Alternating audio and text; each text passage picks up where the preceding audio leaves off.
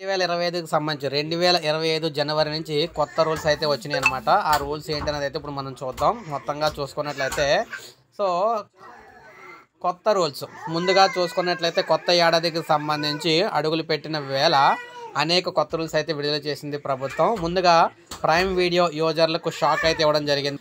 Amazon prime video యూజర్లు ఏ device నుంచి సంబంధం లేకుండా 5 డివైజులను ఒకేసారి వాడుకోవచ్చు. ఈ రోజు నుంచి ఒకేసారి 2 కంటే ఎక్కువ టీవీలో ప్రైమ్ వీడియోలు చూడడానికి అయితే లేదనమాట. సో అలా ఒకవేళ చూడాల్సి వస్తే కొత్త కనెక్షన్ తీసుకోవాల్సిందే. ఇక వాట్సాప్ సేవలు బంద్.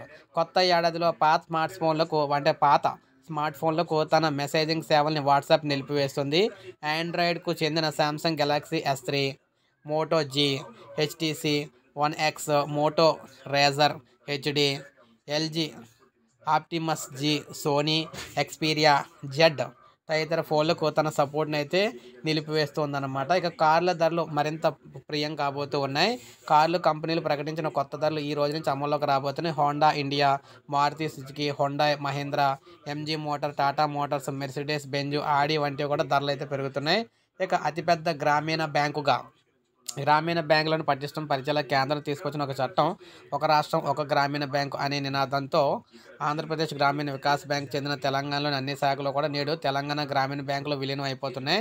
ప్రస్తుతం ఏపీజీవీబీ తెలుగు రాష్ట్రాల్లో 771 శాఖలతో సేవలు అందిస్తున్నాయి. దీనిలో తెలంగాణలోని 493 శాఖలు మనకి తెలంగాణ గ్రామీణ బ్యాంకులో విలీనం అవుతున్నాయి. దీంతో దేశంలోని అతిపెద్ద గ్రామీణ బ్యాంకుల్లో ఒకటిగా తెలంగాణ గ్రామీణ బ్యాంక్ అవతరిస్తుంది. అదేవిధంగా ఏపీలో ఉన్నాయన్నీ కూడా ఆంధ్రప్రదేశ్ గ్రామీణ వికాస్ బ్యాంక్ అనేది కొనసాగుతాయి అన్నమాట. ఇక లిమిట్ పెంపు. స్మార్ట్ ఫోను ఇంటర్నెట్ కనెక్షన్ లేకుండా కూడా యూపీఐ సేవల్ని అందించేందుకు తీసుకొచ్చిన యూపీఐ 123 పే పరిమితి నేటి నుంచి పెరగనుంది. 5,000 నుంచి 10,000కు లిమిట్ అయితే పెంచుతూ ఉన్నారు. ఫీచర్ ఫోన్ వినియోగదారుల కోసం ఈ సదుపాయాన్ని NPCI తీసుకొచ్చిందనమాట. అంటే ఇంటర్నెట్ లేకపోయినా 10,000 వరకు మనం యూపీఐ చెల్లింపులు చేసుకోవచ్చు. ఇక ఈ వీసాతో థాయిలాండ్. కొత్త ఏడాదిలో ఏ దేశానికి చెందిన వ్యక్తులైనా కూడా థాయిలాండ్ వీసా వెబ్సైట్ ద్వారా సులువుగా ఈ వీసా కోసం దరఖాస్తు చేసుకోవచ్చు. గతంలో ఈ వీసా సదుపాయం కేవలం కొన్ని ప్రాంతాల నుంచి వచ్చే యాత్రికులకు మాత్రం అందుబాటులో ఉండేది. నేటి నుంచి ఏ దేశం వారైనా కూడా ఆన్లైన్లో సులువుగా వీసా కోసం దరఖాస్తు చేసుకునే సదుపాయాన్ని అయితే తీసుకొచ్చారు. ఇక వీసా రీషెడ్యూల్ ఒకసారి ఫ్రీ.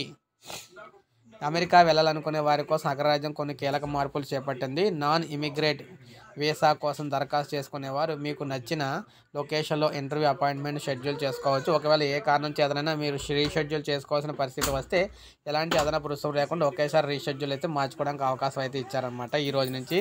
ఇక ఎల్పిజి గ్యాస్ సిలిండర్ ధరలను ప్రతి నెల చమురు సంస్థలు సవరిస్తూ ఉంటాయి. అంతర్జాతీయ ధరలకు అనుగుణంగా సమీక్షించి నిర్ణయం తీసుకుంటారు. 2025 జనవరి 1న వాణిజ్య సిలిండర్ ధరపై 14.5 రూపాయలు తగ్గిస్తూ చమురు సంస్థలు నిర్ణయించాయి. దీంతో దేశ రాజధాని ఢిల్లీలో వాణిజ్య సిలిండర్ ధర 1804కి చేరింది.